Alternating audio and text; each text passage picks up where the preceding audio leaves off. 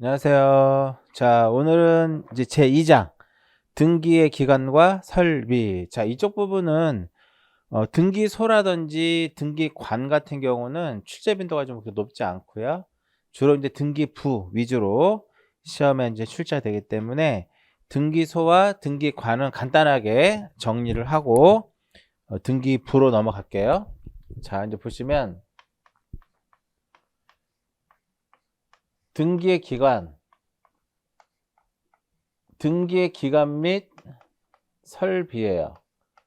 등기의 기간 및 설비 이렇게 했는데 여기서 말하는 이제 등기의 기간이라고 하는 것은 무엇을 의미하는 거냐면은 이것은 무엇을 의미하는 거냐면 등기소를 의미하는 거죠. 등기의 기관은 등기소를 의미하는 것이고 이 등기소는 인적 설비 요 인적 설비와 그 다음에 무엇으로 구분이 되냐면 물적 설비로 구분이 돼요. 인적 설비와 물적 설비로 이제 구분이 되는데 여기서 말하는 이제 인적 설비라고 하는 것은 무엇을 의미하는 거냐면 등기관을 의미하겠죠. 인적 설비라고 하는 것은 등기관을 의미하는 것이고 이 물적 설비라고 하는 것 자체가 이게 바로 무엇이냐면은 이것이 무엇이다? 등기부 이렇게 이제 표현이 되는 거죠. 그래서 제2장 등기의 기간 및 설비에서는 이쪽 부분이 가장 중요하더라 이렇게 보시면 돼요. 자, 그러면 이 등기소라고 하는 것은 뭘까요? 이 등기소라고 하는 것은 말 그대로 등기 사무를 처리하는 국가기관, 등기 사무를 처리하는 국가기관을 무엇이라고 하냐면 등기소다라고 얘기를 하는데 일반적으로 이 등기소는 시, 군, 구마다 하나씩 정해지는 거예요. 근데 반드시 시, 군, 구와 일치하지는 않더라 이겁니다. 예를 들어서 서울에 같은 경우는 구마다 하나씩 있다고 생각하시면 돼요. 근데 경우에 따라서는 하나의 등기소에서 두 개의 어떤 구를 관할할 수도 있고요. 너무 넓다 보니까 한 개의 구에서 한 개의 등기소만을 가지고 등기 사무를 처리할 수 없으면 한 개의 구에 두 개 정도가 있는 경우도 있더라 이겁니다. 보통 시, 군, 구를 기준으로 해서 정해지는데 반드시 일치하는 것은 아니다. 참고적으로 보시면 되겠고요. 그러면 우리는 등기는 원칙적으로 어디 가서 등기를 해야 될 것이냐 이겁니다. 자, 이 건물, 이 토지 이렇게 있으면은 등기는 어디 가서 한다? 이 부동산 소재지를 관할하는 관할 등기소에 가서 등기를 해야 되는 거죠. 그죠? 그래서 만약에 관할 등기소에 가서 했는데 만약에 관할을 무엇을 하게 되면 관할을 위반을 해서 등기를 신청하잖아요.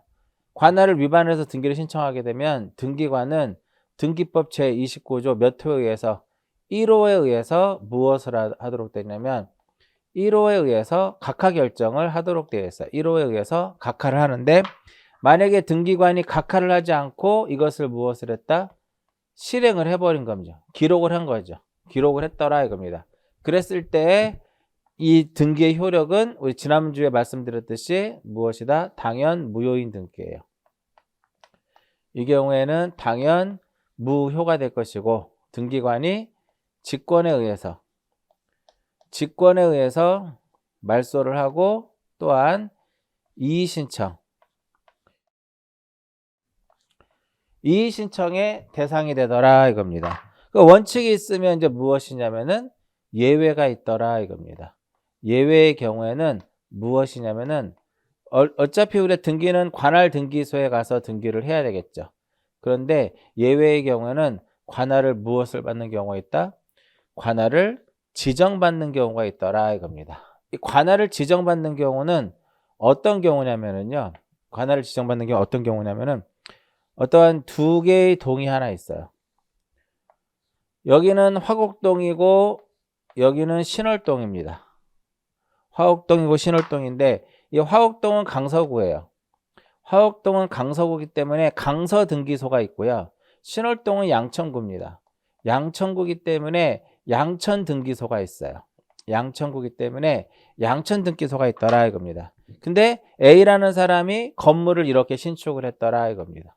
그러면 이 건물 자체가 2개 이상의 어떤 관할에 걸치도록 되어 있죠. 현재 그러면 과연 등기를 강서 등기소에 가서 할 것이냐, 양천 등기소에 갈 것이냐, 이러한 문제가 발생하는데 이때 관할을 무엇을 받는다? 관할을 지정받습니다.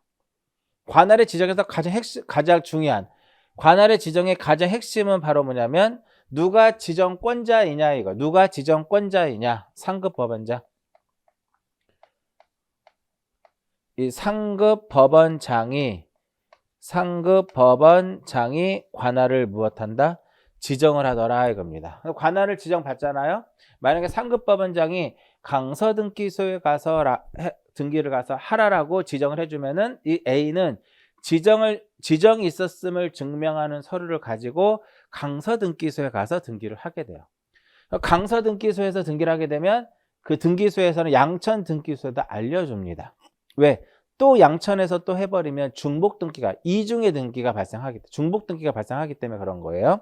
관할의 지정 예외가 첫 번째고 두 번째로는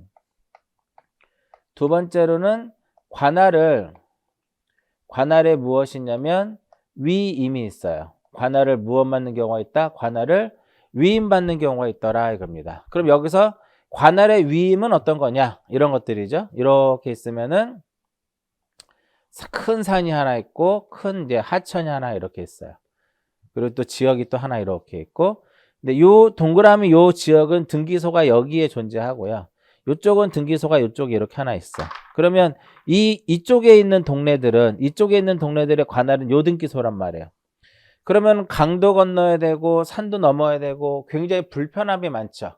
근데 바로 옆에 가면 등기소가 있지만, 그죠? 근데 여기서는 예를 들어서 여기는 강서구가 되고 여기는 양천구가 된다 이거야. 그러면 여기서는 강서구 화곡동이니까 이쪽 가서 등기를 해야 된단 말이야. 근데 강도 건너야 되고 산도 넘어야 되고 상당히 복잡하다 이거죠. 그랬을 때는 대법원장이 니네들 힘드니까 이쪽 가서 등기를 하라고 하는 거야. 이게 바로 무엇이다? 관할의 위임이에요. 그러니까 여기에 권한을 이 등기소에서 관할하는 그 권한을 다른 등기소에다가 위임을 주는 거예요. 이게 바로 관할의 위임인데 위임권자는 누가 되는 것이다? 위임권자는 대법원장이 됩니다. 위임권자는 누가 된다? 대법원장이 된다 이겁니다. 이거 체크해서 보시고. 자, 관할의 지정권자 누구? 상급법원장. 관할의 위임권자 누구? 대법원장. 이렇게만 딱 기억하시면 돼요. 자, 그 다음에 참고적으로 관할 쪽에서는 나올 수 있는 관할의 전속이 있어요.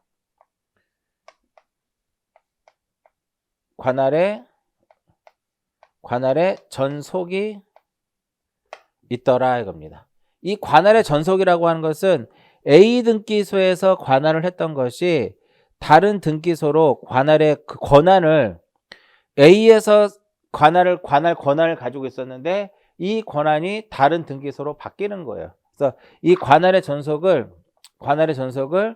관할의 무엇이라고 하냐면 관할의 변경 이렇게 얘기를 하죠. 관할의 전속을 관할의 변경이다라고 얘기를 해요. 그럼 여기서 이쪽에서 관할을 했던 것을 이쪽에서 넘겨받는 거잖아. 그래서 A 등기소에서는 자기가 가지고 있는 권한을 B 새로운 등기소에다가 넘겨주는 조치를 해야 돼요. 무엇을 해라?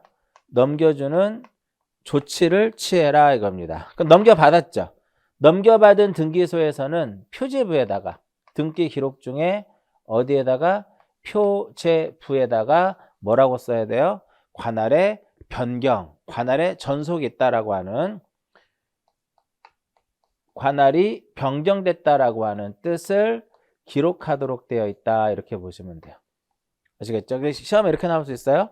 여기 종전의 등기소에서 표제부에다가 관할의 변경 사유를 쓰고 권한을 넘겨준다 그럼 틀린 겁니다. 아시겠죠? 넘겨받은 등기소에서 그렇게 하는 거죠. 요 정도만 딱 기억하시면 될 것 같아요. 자, 그 다음에 또 하나가 다음 페이지 나오는 것 중에 하나가 요거죠.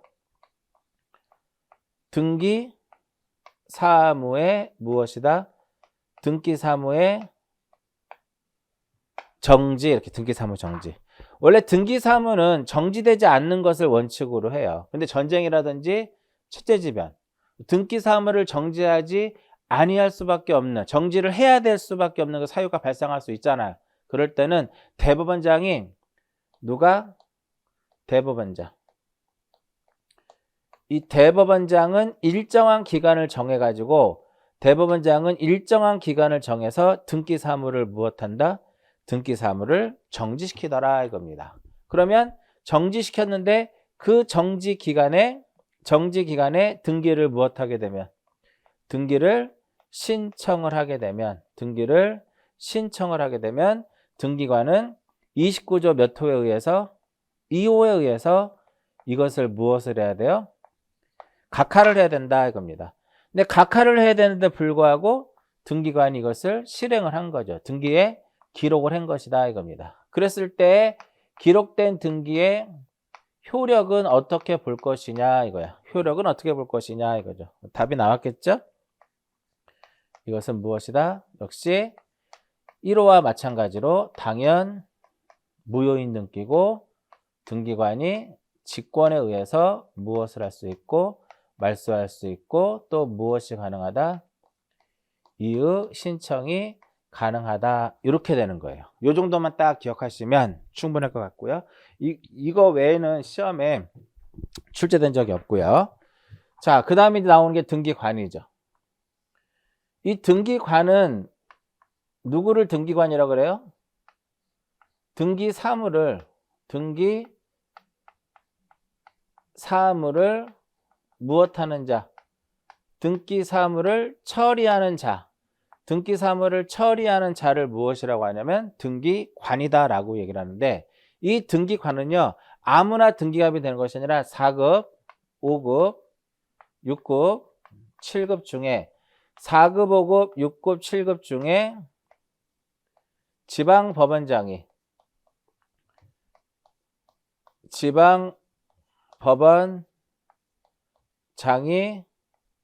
지정을 한 자, 지방법원장이 지정을 한 자가 지정을 하게 되면 무엇이 된다?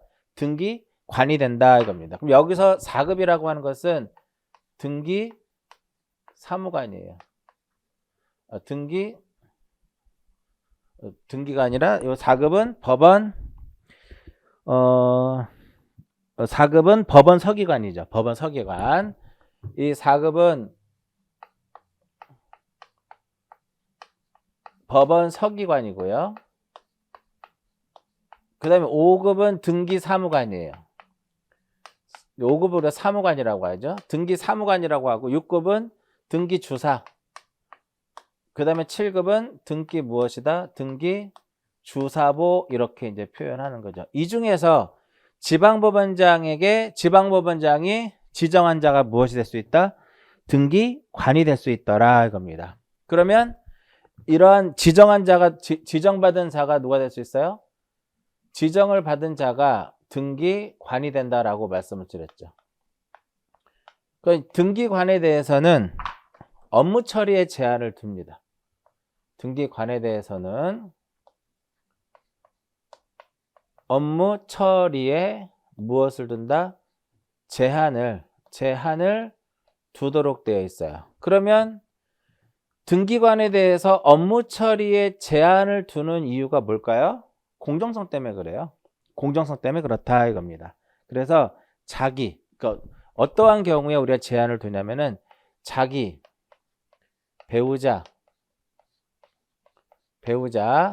그다음에 사촌 이내의 친족 또는 친족이었던 자. 이들이 만약에 무엇을 하게 되면 이들이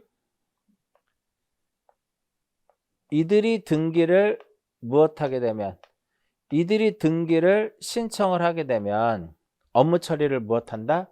제한하더라 이겁니다. 그래서 보시면 오른쪽 페이지 나와 있죠. 자기, 배우자, 사촌인의 친족 이들이 이제 등기를 신청하게 되면 등기를 할 수 있다 없다? 없다 이겁니다. 그런데 여기서 예외적으로 당해 등기소에서 소유권의 등기를 마친 이 소유권의 등기를 한 성인 두 명이 무엇을 해서 참여해서 참여 조서를 작성을 하게 되면 참여 조서를 무엇을 하게 되면 작성을 하는 경우에는 할 수가 있어요. 근데 여기 성인 두 명에는 이들이 포함되면 안 돼요. 이들이 포함되면 안 된다. 그래서 보시면 성인 2명 이상의 참여가 없으면 등기를 할 수 없다라고 써 있잖아요. 그죠? 없다 이렇게. 그래서 보통 이들이 신청인이면은 등기관은 빠져라 이거예요. 근데 소유권의 그 당의 등기소에서 소유권의 등기를 마친 성인 2명이 참여해서 조서를 작성하는 경우는 할 수 있다 이겁니다. 그럼 여기서 참여 조서를 작성하잖아요. 성인 2명이 참여 조서를 작성하게 되면 여기에 서명과 무엇을 해야 된다? 서명과 날인을 해야 된다 이겁니다. 그 밑에 나와 있는 거고요. 근데 만약에 업무 처리에 제한이 있음에도 불구하고 이것을 위반을 했다 이거. 위반을 했다라는 의미는 무슨 의미? 등기사무를 처리했다 이거죠. 무효는 아니다라는 거예요. 이것은 무효는 아니다 이렇게 정리해서 보시면 될 것 같습니다. 그 다음에 등기관의 책임이 있는데요. 이 등기관의 책임은 등기관은 공무원이죠. 등기관은 국가 공무원이란 말이에요. 공무원이기 때문에 등기관은 고의 또는 과실로 인해서 등기사무를 잘못 처리했을 때는 이 등기관이라고 하는 것 자체가 등기사무를 자기가 독립적으로 처리하기 때문에요. 위법하고 부당하게 사무 처리했을 때는 그에 따른 책임을 져야 돼요. 근데 등기관은 공무원이기 때문에 국가배상법을 따릅니다. 국가배상법을 따르고 국가가 등기관을 상대로 해서 구상권을 행사할 수 있더라. 이때는 고의하고 중과실인 경우에만 그렇다 이렇게 보시면 돼요. 이해하셨나요? 요 정도만 보시면 되겠고, 자 여기까지는 이렇게 간단하게 제가 지금 정리한 거 정도만 체크를 해서 보시면 될 것 같고요. 기출문제가 그렇게 많지 않습니다. 이제 그러다 보니까 문제가 너무 쉬워요. 너무 쉬운데 틀린 거지. 출제가 잘 안 되다 보니까 패스하고 넘어가는 경우도 꽤 많거든요. 그러니까 어려운 부분은 또 잘 맞춰요. 왜? 공부 많이 하니까. 근데 쉬운 부분은 또 안 돼. 왜? 그냥 넘어가니까. 차라리 쉬운 부분을 맞추고 어렵게 나온 거를 틀리는 게 그게 맞는 거예요, 사실은. 자, 그 다음에 등기에 관한 장부 해가지고 첫 번째 이제 뭐가 나와요? 등기부가 나오더라. 이거 등기부 이렇게 나오는데 우리 1장에서 등기부라고 하는 것은 무엇을 얘기했어요?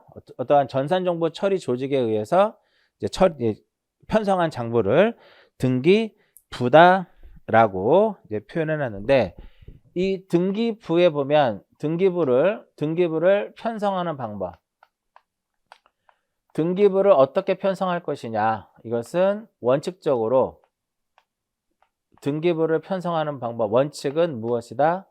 하나의 부동산에 대해서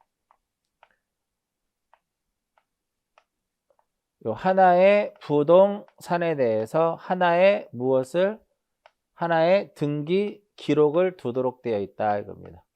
하나의 부동산에 대해서 하나의 등기 기록을 두도록 되어 있다. 그럼 여기서 이렇게 편성하는 방법을 우리는 무엇이라 그래요? 이것을 물적 편성주의다라고 얘기를 합니다. 1부동산 1등기 기록이다 라고 이러는데, 그럼 여기서 부동산이라고 하는 것은 무엇을 의미해요? 부동산이라고 하는 것은 부동산은 토지와 무엇이다? 토지와 건물, 이렇게 표현이 되는 거죠. 그럼 이때 토지는 무슨 단위? 그렇죠, 필지 단위. 토지는 필지 단위가 되는 것이고, 건물은 무엇 단위다? 건물은 동단위, 이렇게 되는 거죠. 그죠? 그 다음에 여기서 하나의 등기 기록이다 라고 표현해 놨는데, 여기서 하나의 등기 기록이라고 하는 것은 표제부와 갑구와 을구를 얘기하는 거예요. 표제부와 갑구와 무엇을 의미한다? 표제부와 갑구와 을구를 얘기한다 이겁니다. 토지는 필지 단위로 표제부와 갑구와 을구를 둘 수 있는 거고요. 건물의 경우에는 동 단위로 표제부와 갑구와 무엇을 둘 수 있다? 을구를 둘 수 있더라 이겁니다. 원칙은 이렇게 되는데 여기서 이제 무엇이냐면 예외 규정이 있더라. 예외 규정. 자, 예외 규정하면 뭐가 떠올라야 돼요? 예외 규정하면 이게 떠올라야 되는 거죠. 예외 규정하면 이 부분이 딱 떠올라야 된다 이겁니다. 집합 건물. 이용상 구조상 독립성을 갖췄을 때는 이 경우에는 1부동산 1등기 기록이라고 하지 않고 이렇게 표현하죠. 이 경우에는 한동 건물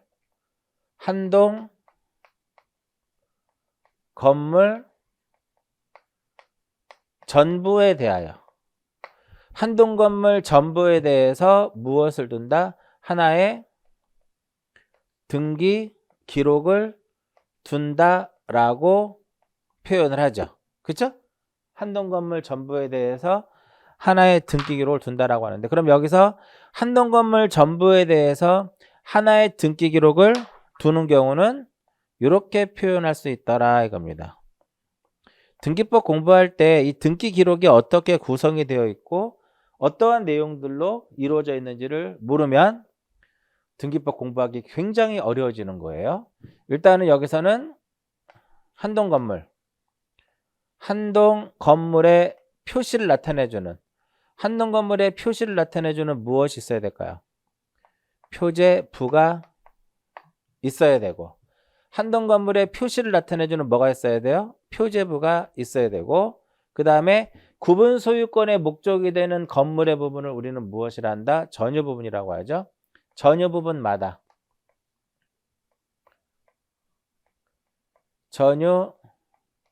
부분마다 무엇과 무엇을 둔다?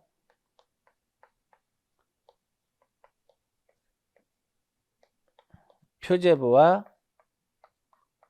갑구와 그 다음에 무엇을?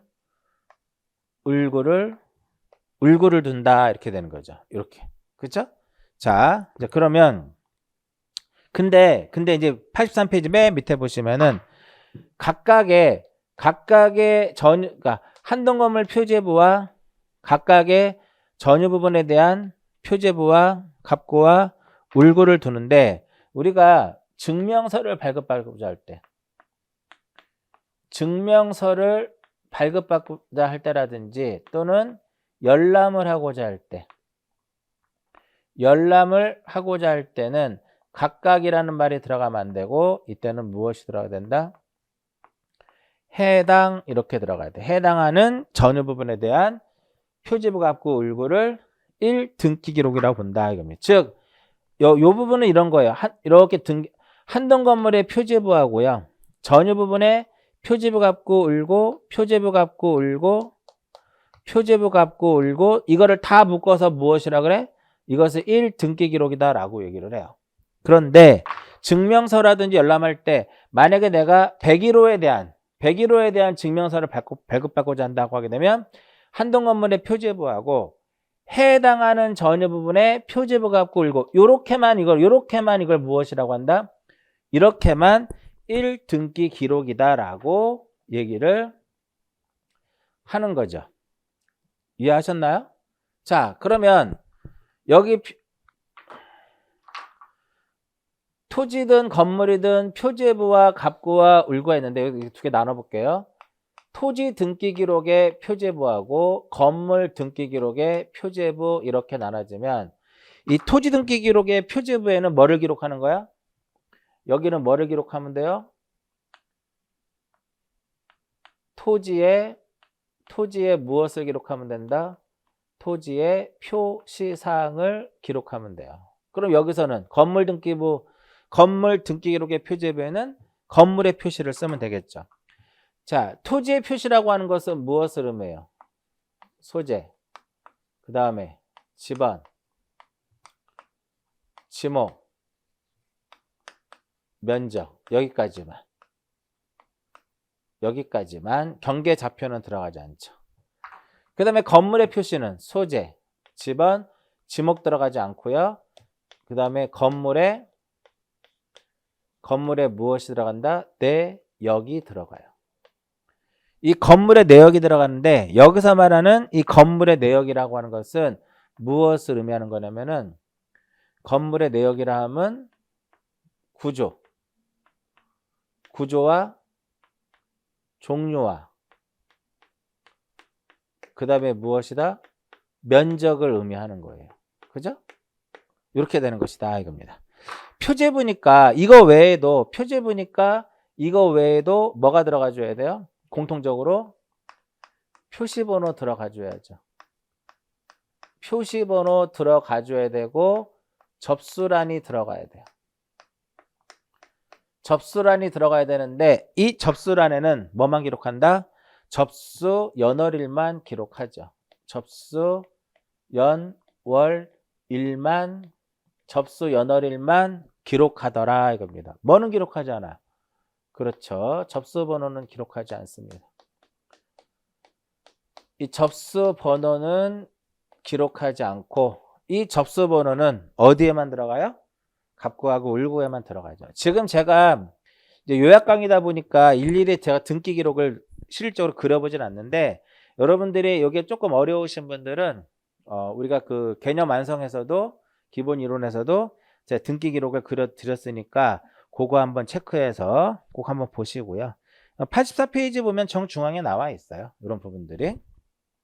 그 다음에 갑구에다는 뭐를 기록하고 갑구에는 소유권에 관한 사항을 기록하고요. 울구에는 무엇을 기록을 해요? 소유권 이외의 권리에 관한 사항을 기록합니다.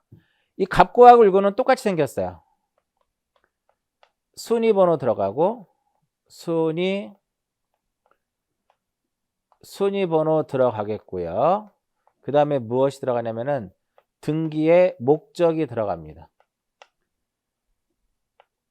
등기 목적이 들어가고요.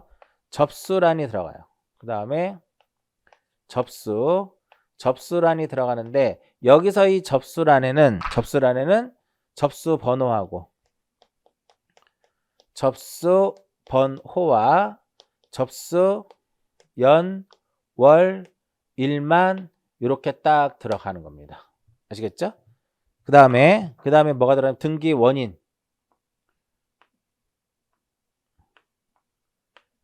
등기원인하고 등기원인 및 그 연월일이 들어가요. 등기원인 및 연월일이 들어가고 마지막으로 뭐가 들어갈까요? 마지막으로 이게 들어가죠? 권리자 및 무엇이 들어간다? 권리자 및 기타적인 내용이 들어가더라 이렇게 되는 거예요. 이해하셨나요? 여기는 똑같아요. 전유 부분의 갑구하고 울구는 똑같습니다. 이렇게 똑같아요. 자, 그러면 여기서 한동건물 표제부에는 다시 몇 개로 나눠져? 2개로 나눠져요. 전유 부분의 표제부도 다시 몇 개로 나눠진다?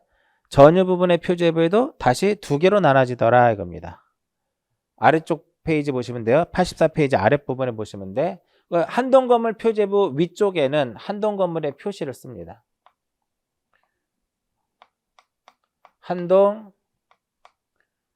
한동건물에 무엇을 쓴다?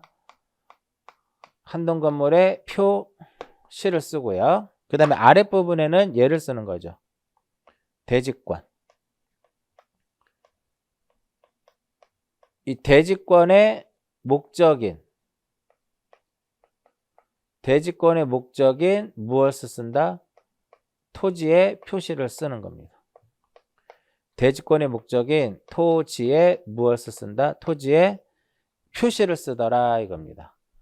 그죠? 그 다음에 여기 전유 부분의 표제부 상단에는 뭐를 쓴다?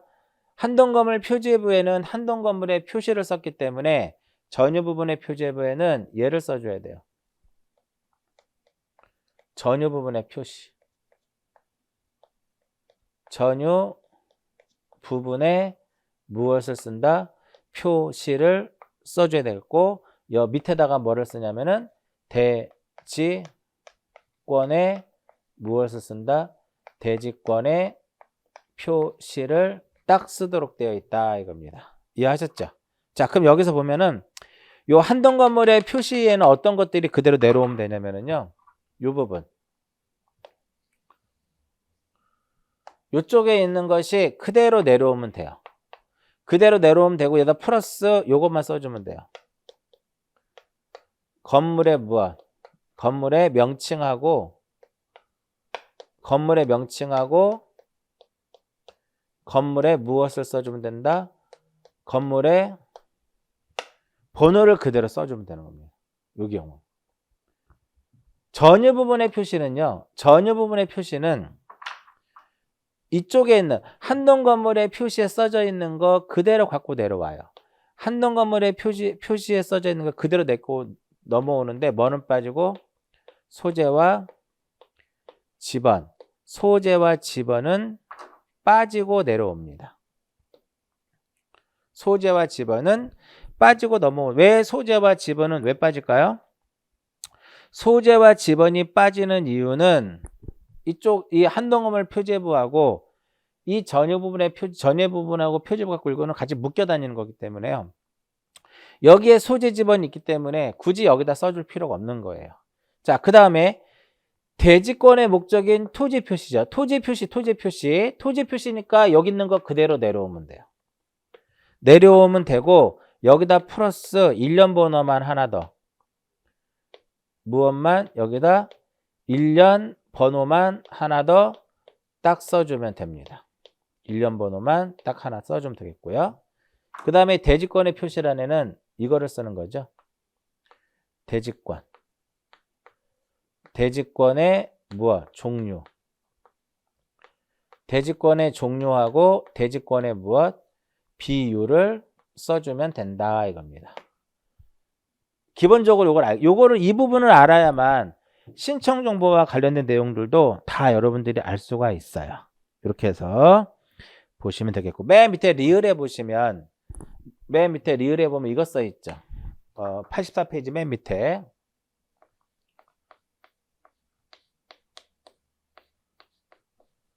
이 규약상 공용 부분은요. 규약상 공용 부분은 표제부만을 두도록 돼 있어요. 규약상 공용 부분은 표제부만을 두는데 그러면 규약상 공용 부분이라는 뜻의 등기는 어디에다 하느냐? 어디에다 하냐면은 여기다 하는 거예요.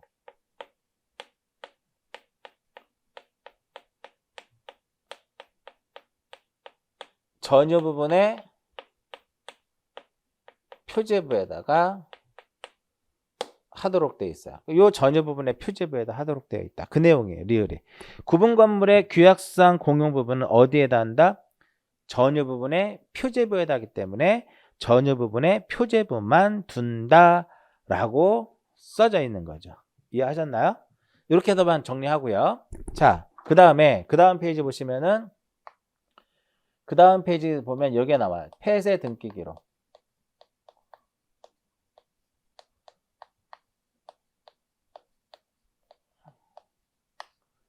이 폐쇄 등기 기록이 나오는데 폐쇄 등기 기록 지난번에 시험에 나왔었죠.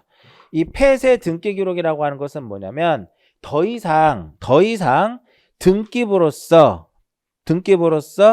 존재할 이유가 없을 때 하는 것이 바로 뭐냐면 폐쇄 등기 기록이에요. 더 이상 등기부로서 존재하지 못하는 경우에 더 이상 등기 능력이 없으면 건물이 멸실됐다든지 토지가 멸실이 되면 더 이상 어떤 등기가 필요가 없잖아요. 그럴 때 하는 것이 폐쇄하는 것인데 이것은 등기부로 취급되기 때문에 영구적으로 보존합니다. 그리고 얘는 증명서라든지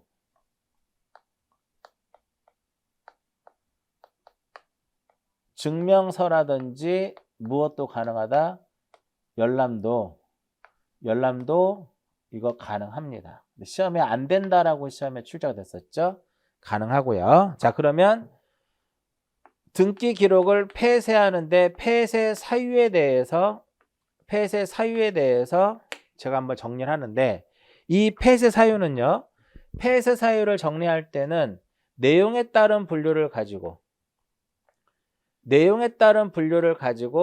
폐쇄 사유를 정리하는 것이 가장 효과적이에요. 무엇을 따라서? 내용에 따른 분류. 그러면 내용에 따른 분류에는 기입 등기를 빼고요. 변경 등기라는 것이 있고, 그 다음에 경정 등기라는 것이 있고요. 말소 등기라는 것이 있고, 멸실 등기라는 것이 있고요. 그 다음에 무엇이냐면 말소 회복 등기라는 것이 있죠. 그쵸? 그럼 눈에 보이는 말소 회복 등기는 폐쇄 사유가 발생할 이유가 없겠고요. 경정에서도 폐쇄 사유가 발생할 없고요. 멸실 등기는 토지가 전부 멸실이 되거나 건물이 전부 멸실이 되면 이때는 무엇이 된다? 당연히 폐쇄 사유가 되더라 이겁니다. 근데 여기에 이제 어떤 내용이냐면은 여기에 예외 규정이 있더라 이겁니다. 예외 규정. 그 예외 규정이 바로 뭐냐면 이런 거예요.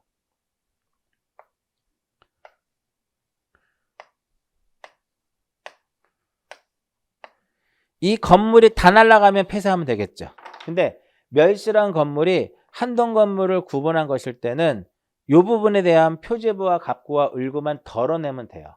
그렇기 때문에 멸실한 건물이 한동 건물을 구분한 것일 경우는 그러지 아니하더라 이겁니다. 자, 문제는 요거죠. 말소 등기. 자, 말소 등기할 때 만약에 전세권을 말소한다. 소유권 이전 등기를 말소한다. 저당권을 말소한다. 폐쇄사가 발생하지 않죠. 그런데 이등기 말소할 때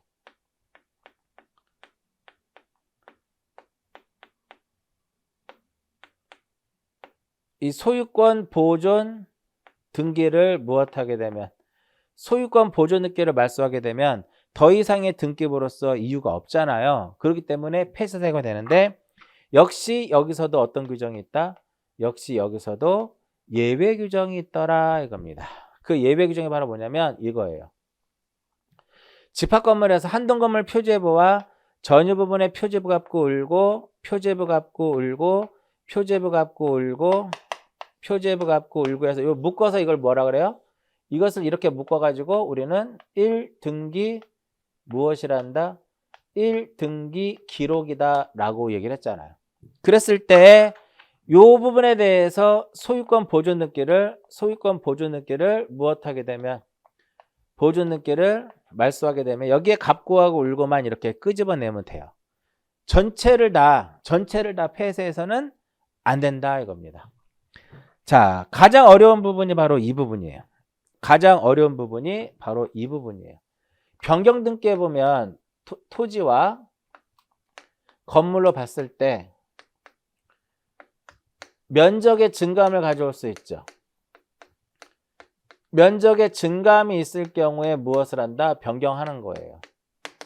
그럼 토지의 경우에는 면적의 증감이 있을 때는 어떤 경우냐면은 분필일 때, 그 다음에 합필일 때,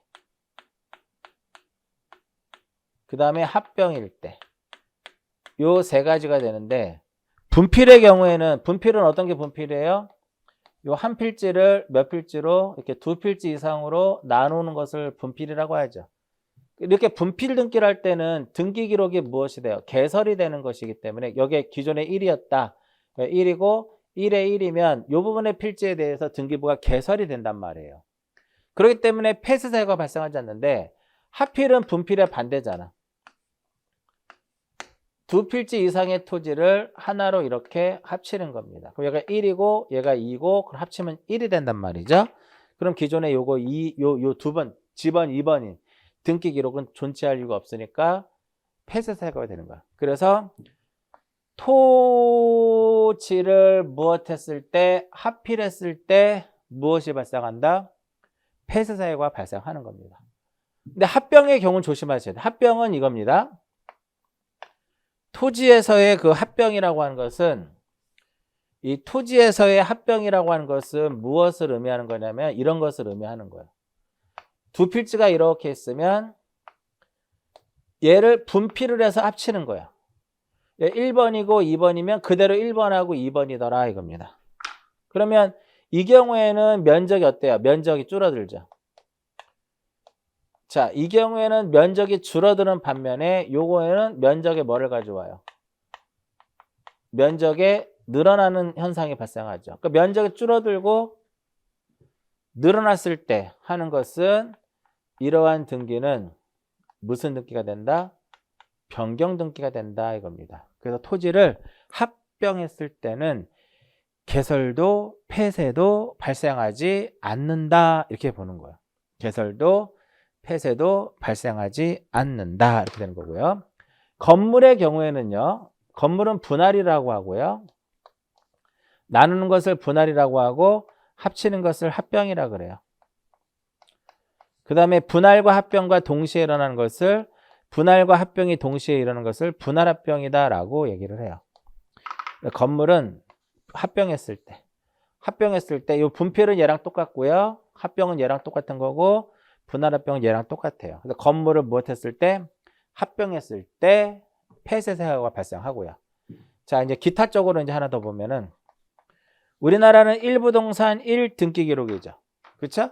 근데 하나의 부동산에 대해서 두 개의 등기 기록이 발생하게 되면 중복 등기 정리해야 되는 거잖아.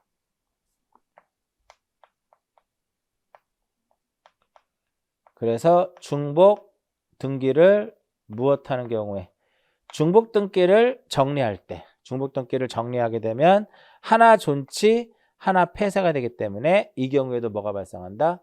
폐쇄 사유가 발생하더라 이렇게 되는 겁니다. 이렇게 등기 기록이 폐쇄가 되면은요 공시의 기능을 상실해요. 따라서 등기로서의 효력이 없습니다. 추정력도 없고요. 그 다음에 잠재적 기능은 있다. 그래서 아까 얘기한 요겁니다. 폐쇄 등기 기록도 등기부로 취급되기 때문에 영구 보존 장부고요. 증명서라든지 무엇이 가능하다? 열람이 가능하다. 이렇게 표현이 되는 겁니다. 자, 여기까지 정리하고 잠깐 쉬었다가 기타 장부 쪽 볼게요. 잠깐 쉬었다 합니다.